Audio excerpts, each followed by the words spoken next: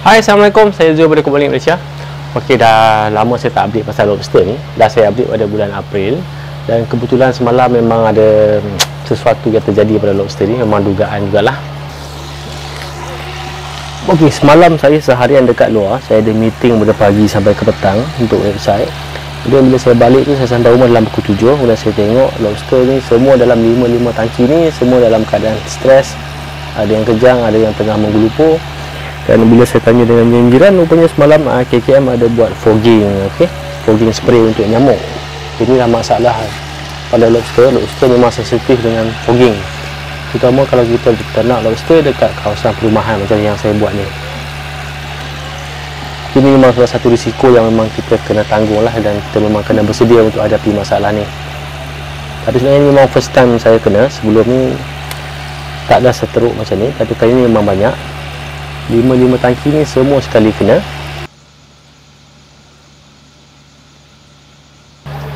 Tapi kali ni memang teruk sebab bukan saja dalam tangki tu, tapi dalam laci yang bertelur ni pun sama juga. Dalam laci ni saya ada 8 ekor yang tengah bertelur.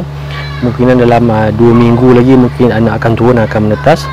Tapi daripada 8 ni 5 ekor mati dan 3 ekor masih hidup. Tapi anak semua matilah. Sebab anak memang dah melekat, memang dah nampak mata, warna pun dah oren. Mungkin dalam 2 minggu lagi akan menetas. Tapi nak buat macam mana, memang tak ada rezeki kita. So sekarang 8 laci ni semuanya kosong. Yang dalam tangki ni memang tangki untuk anak benih yang saiz 1 hingga 2 inci.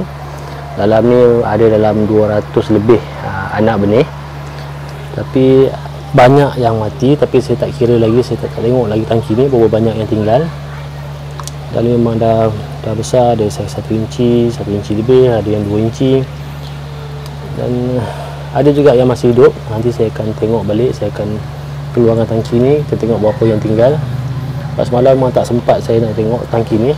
Pas semalam saya fokus kepada tangki untuk induk. Daripada pukul 7 tu sampai pukul 3 pagi saya menguruskan ni, saya buat pengasingan.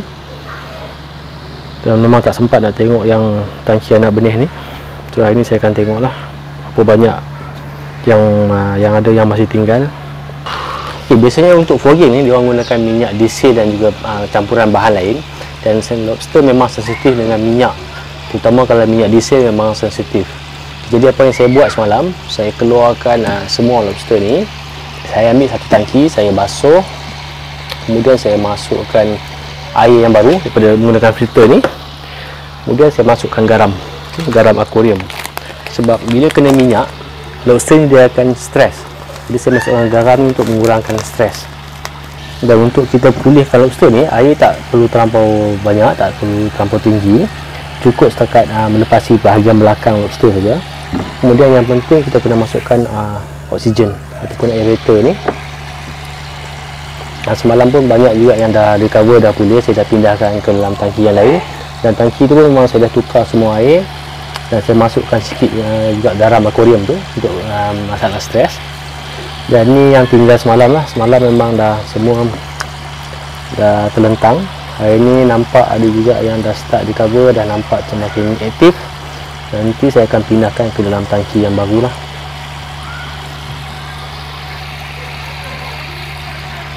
Dan ni contoh yang dah bertelur, yang memang ada anak. Ni walaupun kecil lagi, baru dalam 3 inci lebih, memang dah bertelur. Tapi ni, yang ni ibu mati, anak pun mati. Ada juga yang ibu masih hidup, tapi anak dia memang matilah. Saya tengok.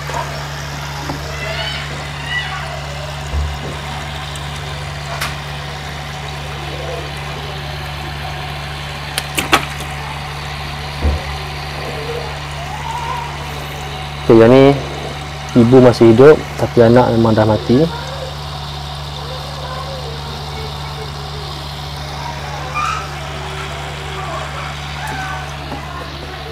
Okey, alhamdulillah nampak banyak juga yang dah makin aktif, dah pulih. Tapi banyak yang langsung tak ada speed, dua-dua speed dah patah. Sebab semalam masa dia stres tu, dia akan kepit lobster yang lain. Dan banyak juga yang hilang speed. Ada yang hilang sebelah, ada yang hilang dua-dua speed pun ada. Yang ni nampak okey, kita pindahkan. Saya ingat saya kena sediakan satu tangki khas untuk yang langsung tak ada split, yang kiri dan kanan dah tak ada split ni. Kalau kita campur sekali dengan yang sihat ni, aku nak sediakan bergaduh, yang ni tak dapat nak pertahankan diri, sediakan mati, dan dia kena makan dengan yang lain-lain. So kena buat satu tangki khas untuk yang tak ada split saja, sebab banyak yang tak ada split.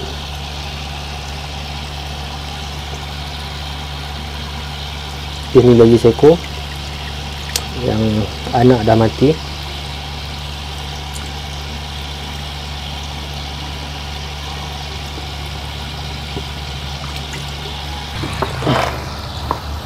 Okey, banyak juga yang mati sebenarnya. Warna biru ada, hijau ada, macam-macam saiz ada, 2 inci ada, 3 inci ada, 4 inci ada, 5 inci pun ada. Okey, sebenarnya untuk minggu ni, sebelum plan asal saya nak settlekan yang projek aquaponik tilapia menggunakan gutter sebagai grow bag ni. Tapi saya terpaksa KIV dulu, sebab bila dah ada banyak tangki kosong ni, saya perlu keluarkan. Jadi saya boleh ubah susun atur untuk tangki lobster ni. Mungkin saya akan letakkan secara melintang pula arah sini. Jadi kita akan dapat ruang yang lebih untuk sistem yang lain kat kawasan ni.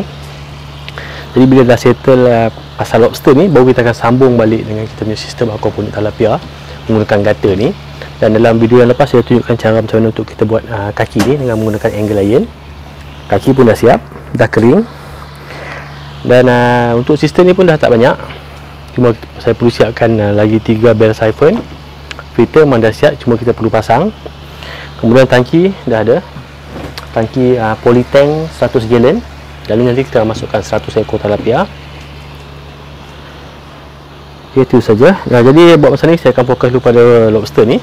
Dah settle lobster ni, baru dalam next video baru kita akan sambung balik dengan projek aquaponik tilapia ni.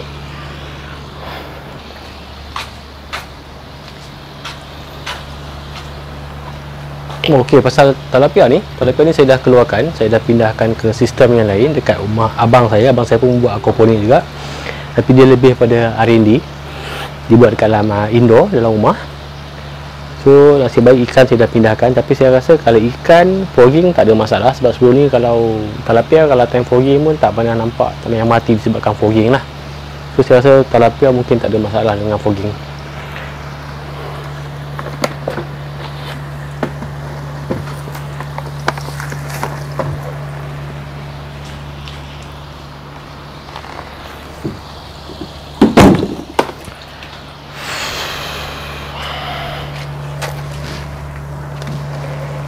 So kita akan tengok pula anak yang saiz 1 hingga 2 inci dalam tangki tu. Kita tengok berapa ekor yang masih selamat.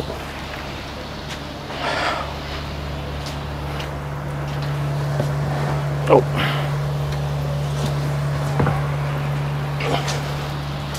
Okay, ini saya punya eksperimen dengan azolla. Azolla ni sesuai dijadikan sebagai makanan untuk tilapia.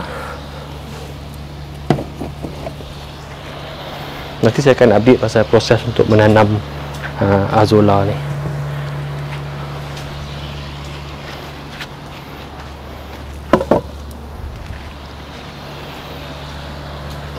Okey, kita tengok berapa banyak yang masih hidup, berapa banyak yang tinggal.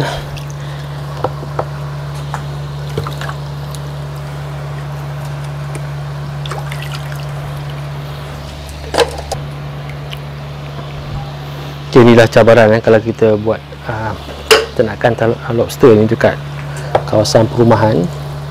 Kita nak salahkan KKM pun tak boleh juga, sebab tu memang untuk kebaikan kita juga. Okey, untuk mencegah denggi dan sebagainya.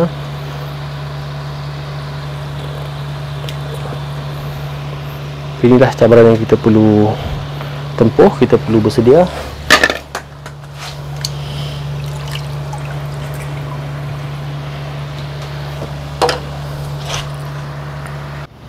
Ini saja anak benih yang tinggal, yang masih hidup. Yang mati pun banyak juga dalam ni. Ada lagi. So saya rasa mungkin ni ada dalam, saya tak kira pun tadi, mungkin ada dalam 30 ekor, 50 ekor, 30-40 macam tu. Okay.